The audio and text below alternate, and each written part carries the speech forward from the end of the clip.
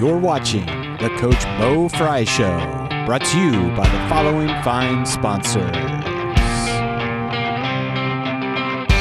Ace Cuts, Albert Sporting Goods, Hog Blaze Equipment Rental, Buffalo Wild Wing, Capability, Salina Cycle Center, Eagle Loan Company of Salina, Eagle 767, FCA, Fowler's TV, Freedom Marketing Strategies, Guarneri's Pub and Pizzeria, JT's Brew and Grill, Larry Schaff Auto Sales, MHS Alumni Foundation, Miller Funeral Homes, Minster Bank, Neck and Back Pain Relief Center, Plus One Professionals Real Estate, Writer Rooters, Roots Pub, St. Mary's Foundry, Sean Barnett Electrical, Spees Chiropractic and Wellness Center, Spring Street Storage, TSC, and Varsity Lanes.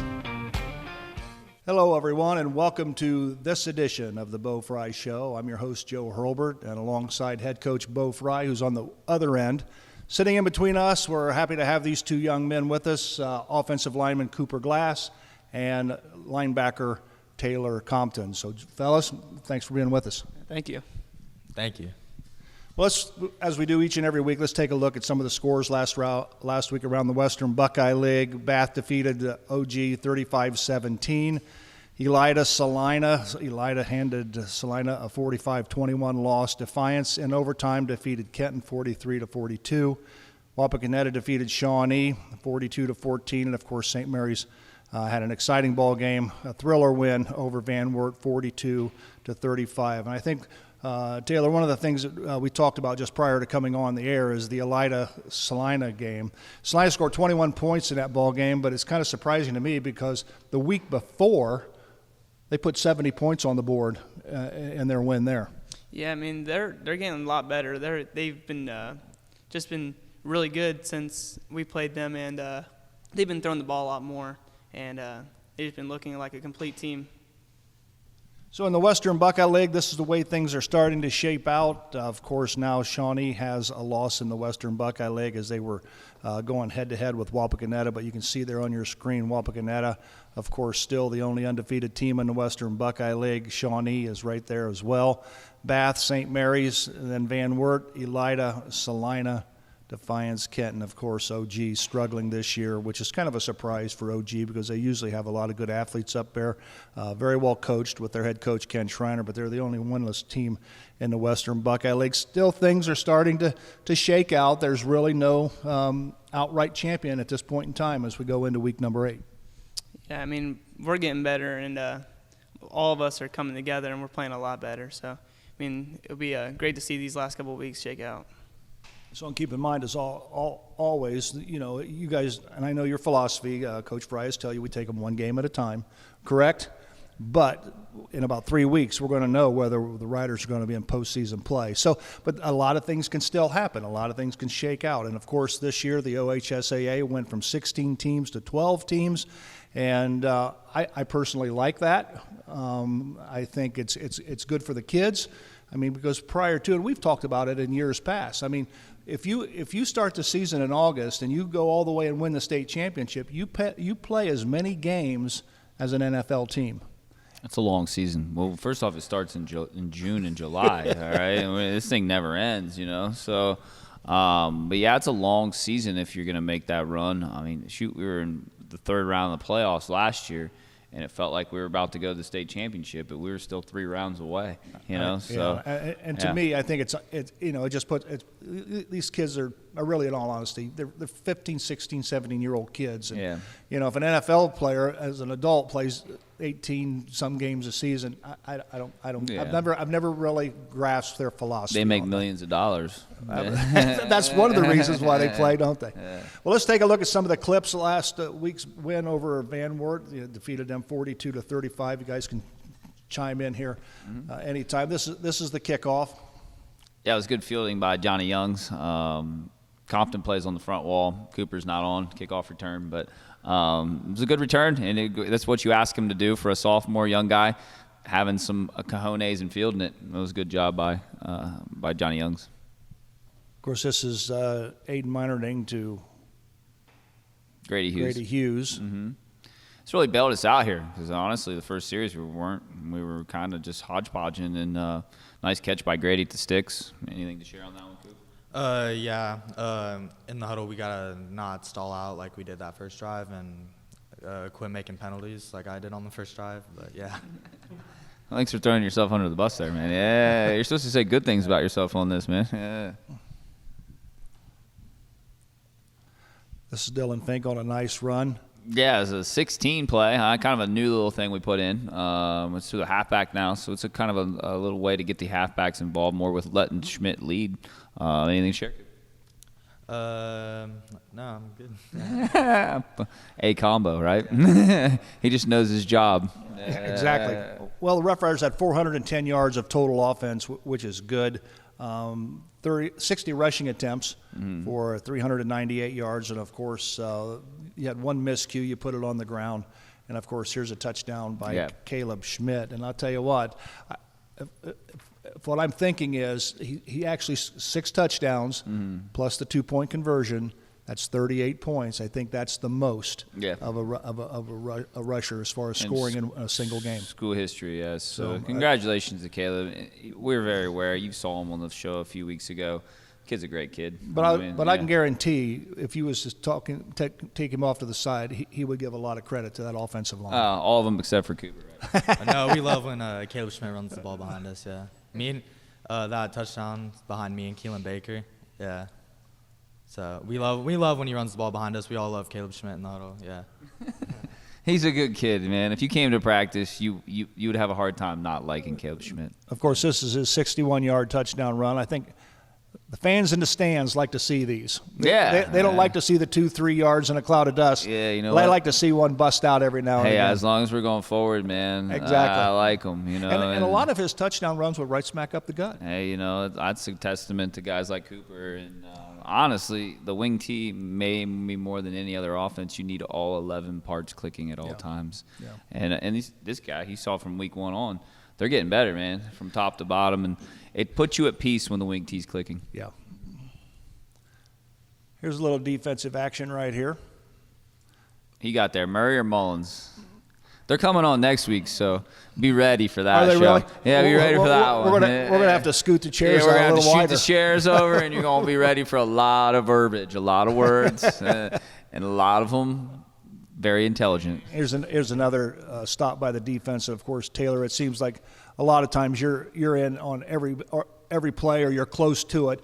So let me ask you this: as you line up and look across the line at the quarterback, what is your keys as far as reacting? Are you looking for the football, or are you watching the quarterback's head, his eyes? What are you looking for? So when the play starts, we're always looking for the guards. I mean, that will lead you to play always. But the ball, we're all just looking where the ball's going, and yeah.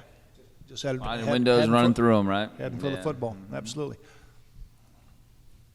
And of course, is your responsibility? Is it just basically read first, run first, pass, or you just react to whatever shows up? We're always thinking run first, and then that's when we'll get into our pass drops and stuff like that. Very good. Reading keys, you know, that's what it does. Here's a nice stop by Jackson Ramel. Yeah, he's getting better. Yeah, he's really getting better. Actually playing a little backup center now too. So he's a full-time linebacker, part-time backup center. So Cooper, let me ask you about that. How does that shake out when you got actually 2 different centers? We had Xander Post on here last week, and I asked him about the communication as far as the offensive line is concerned. Now you have another one. Do you how do you react to that? Honestly, I try not to think about it. But if there's a new guy next to me, I try to help him, tell him about splits, things like that. He's playing backup center, man. You don't have to worry that much. He's not playing with him. You know, he's playing with the twos, man. So well, you never know. You know, he is. He's got a new left tackle next to him right now, and he's really doing a great job helping out Brody Tomberlin. It's a nice play by the defense. Who's that? Compton? You getting in on that, man? I think Taylor's in on that. Yeah, I mean, our coaches. I mean, during practice, if we have a play where there's an open hole and I don't take it, we always go back and he'll show me where that hole would be at and where to take it. So I mean, it's honestly coaches helping out us on that. Mm-hmm.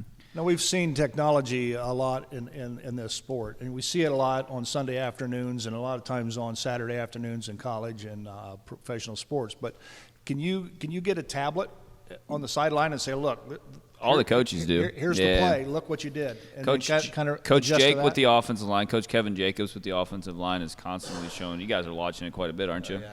Yeah. Every time we come on the sideline, he has the tackles, mostly the tackles, but sometimes guards. Watching plays, splits, and things like that. How much does Coach Nouse go back there with you? A little bit? Yeah.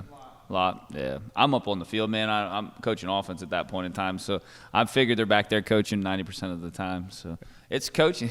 Yep. I'm tired by the end of a Friday night. We're all a little tired. Yeah. Well, check this play out. Stays at home, sees it, boom, busted right in there. Yeah. Now, my question to you is, why isn't that in the end zone? Yeah. I was thinking too much. Yeah, I just didn't run the ball. Yeah. Been a little while. He was playing the running back earlier in the year, and then we fired him from that. Looks like we should have got him a few more reps, you know. His brother would have ran it back. Yeah. And he was a little heftier than you. So. Oh, excuse me.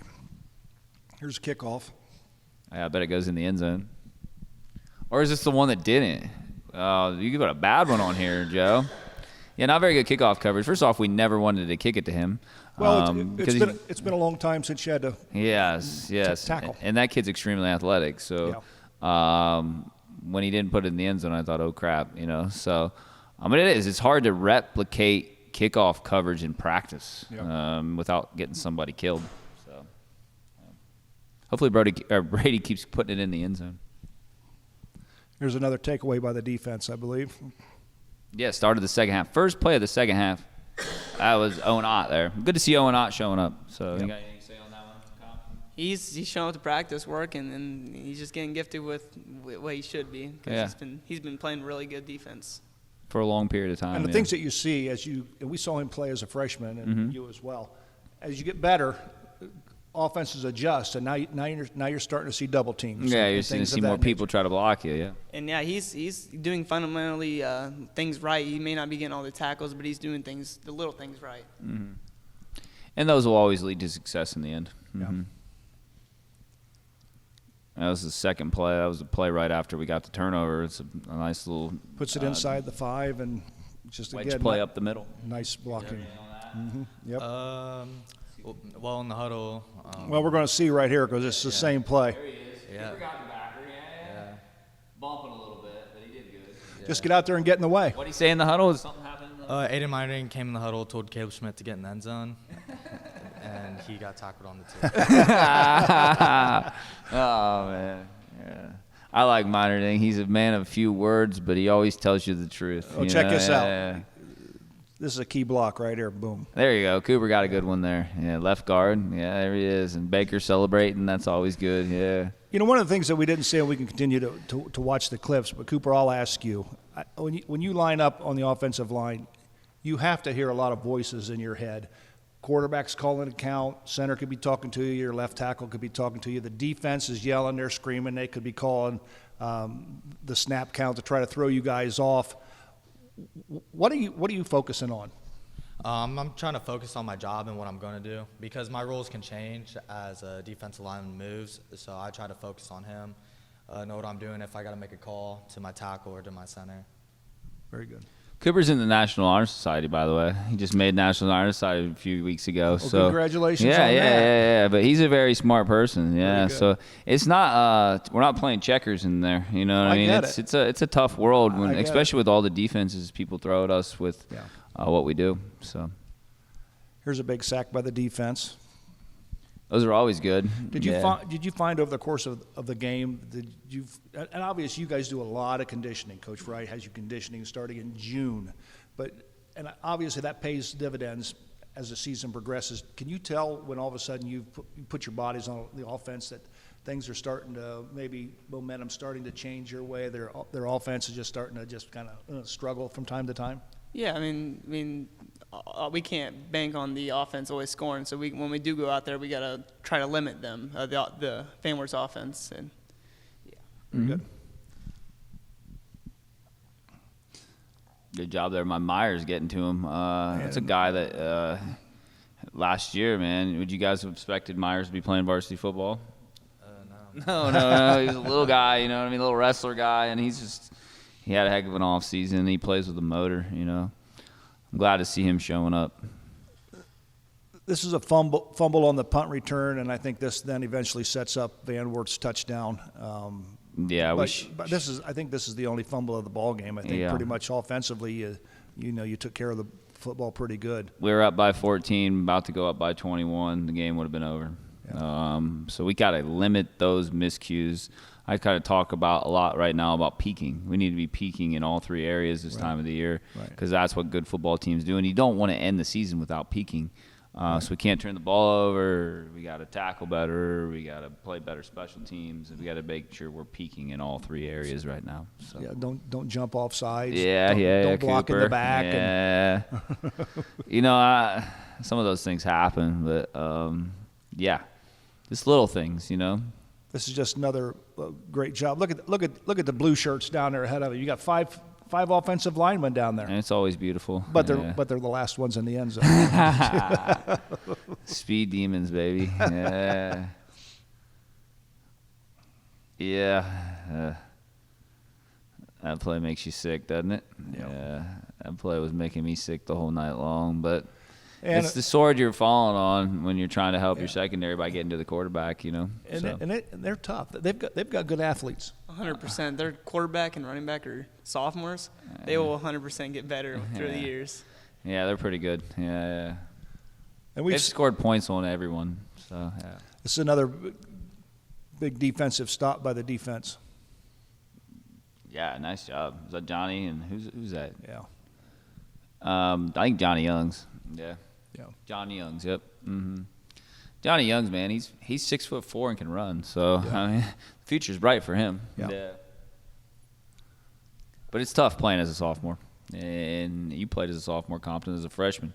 It was hard, man. You know what I mean? It's getting late in the season for some of these sophomore guys, and they're like, man, this is a lot more than I've ever done in my life. Exactly. Taylor, it's a big defensive play by you, just stepping into the line and knocking the ball down. What was your thinking? So I always get told not to float, but in that instance, I was floating out, and I just seen the quarterback throw the ball, and it's just batted it away. This is the end of the game here, isn't it? It is. It is. This is like the last drive. I think this is Dylan Fink batting the ball away. Yeah, dude, honestly, this is game Finke. over. This is Finke just having some cojones. He left his receiver wide open to go make the play. But hey, man, you know what I mean? If you rewind back here, look at I think it's number 11 running wide open. You look at him, he sees him, and he looks at the quarterback and says, whatever, I'm going to go make this play. And hey, sometimes you shoot your shot and you win, and sometimes you shoot your shot and you lose, and I'm just happy that he shot his shot and won. So in all honesty, when you look at a play like that and you see the receiver wide open, fortunately he wasn't looking at him. Did somebody break down? It was kind of my bad. We got a miscue from the sideline, what we thought was a different call. So we thought that was Zach's man. He thought he was going to blitz. So. But hey, you know what? It is what it is. It is what it is. We made a lot of mistakes, but it's always good when you make mistakes and you're the victor. I'll tell you what. When you look at the stats, the yards rushing, 398 yards on the ground. Of course, you lead the Western Buckeye League as far as rushing. You got something you guys as an offense has to take a lot of pride in. Oh yeah. Yeah, we do. Well, it is kind of easy when we run the ball a lot in the wing T offense. So yeah. We're always shooting for 350 a game. You know what I mean? We always get tags. We get helmet stickers and tags and all kind of stuff when we get 350 or more. And obviously, it's what we do. You know what I mean? Absolutely. Like, it's what we're built on. So if we're not leading the league in rushing, there's something wrong with us. Yeah, exactly. We're going to take a quick break. When we come back, we're going to take a look at some of the games around the Western Buckeye League this Friday night, and also we'll take a look at this week's opponent, the Shawnee Indians, come to town. It's a Hall of Fame game. Rider Nation Station will have it for you. We'll come back right after this. You're watching the Coach Bo Frye Show, brought to you by the following fine sponsors. Ace Cuts, Albert Sporting Goods, Hog Blaze Equipment Rental, Buffalo Wild Wing, Capability, Salina Cycle Center, Eagle Loan Company of Salina, Eagle 767, FCA, Fowler's TV, Freedom Marketing Strategies, Guarneri's Pub and Pizzeria, JT's Brew and Grill, Larry Schaff Auto Sales, MHS Alumni Foundation, Miller Funeral Homes, Minster Bank, Neck and Back Pain Relief Center, Plus One Professionals Real Estate, Writer Rooters, Roots Pub, St. Mary's Foundry, Sean Barnett Electrical, Spees Chiropractic and Wellness Center, Spring Street Storage, TSC, and Varsity Lanes. Well, welcome you back to the Bo Frye Show. I'm Joe Hurlbert alongside head coach Bo Frye. Cooper Glass and Taylor Compton have joined us this week. I'm glad to have you guys along. But this week in the Western Buckeye League. Salina's at Bath, Kenton's at Walpock, Defiance at Elida, OG at Van Wert, and of course Shawnee will come to St. Mary's for the Hall of Fame game. As you look at this and the schedule that is taking place, any games pique your interest? I'd like to see the Salina at Bath. I like how, like I said earlier, Salina's team is getting better, and I like to see Bath see what that brings. So it'll be interesting. But this week, it's the Shawnee Indians coming to Grand Lake Health Fields Stadium, and of course it's the Hall of Fame game. Rider Nation Station will be there with the presentation of the inductees during the pregame show, and then of course we'll kick it off. Shawnee comes to town. Shawnee, in my opinion, they have a lot of good athletes. Oh yeah, for sure. They got good athletes. They got good fundamental football. So it'll be a dogfight. So and I asked this last week, when you stand up and you look across the line, and you're looking at Shawnee, are there some players that you're just kind of got your sights on, or what are you expecting to see offensively? Well, they got a big running back. He's 6'2", 215, so we'll be having to tackle him low and get him on the ground as quickly as possible. Absolutely. And then, of course, defensively, when you line up, will you see an odd front, even front? Oh yeah, I try not to think about the guy over me too much. I just wanna fire out, hit him hard, do my job. They move around a lot, but they're in an odd front. They're a 5-50 defense, yes. So and here again, we just take care of what we do. Yes. And keep hold of the football. Yeah. Don't turn it over. Don't make crazy mistakes. At this point in the season, Joe, it's all about the Rough Riders. It is. And as long as we continue to do what we continue to do, good things will happen for us. Yeah. And Shawnee has some athletes, and they're playing hard. That's the biggest thing I'm seeing this year compared to the years past. They didn't always play hard, but they're playing extremely hard. Well, up until last week when they took on Walpock, they were right in the hunt as far as the Western Buckeye League title. Yeah. So, but anyhow, it'll be an interesting ball game. We hope our fans come out to watch the Hall of Fame game, watch these two youngsters plus the others that are on the field. Cooper, Taylor, I appreciate you being here. Good luck this week against the Shawnee Indians. I know you'll give it 110%. Absolutely. Coach, good luck. Thanks. And we'll talk again next week. For Bo Frye, Cooper Glass, Taylor Compton, I'm Joe Hurlbert. Until next week, so long, everyone. You're watching the Coach Bo Frye Show, brought to you by the following fine sponsors.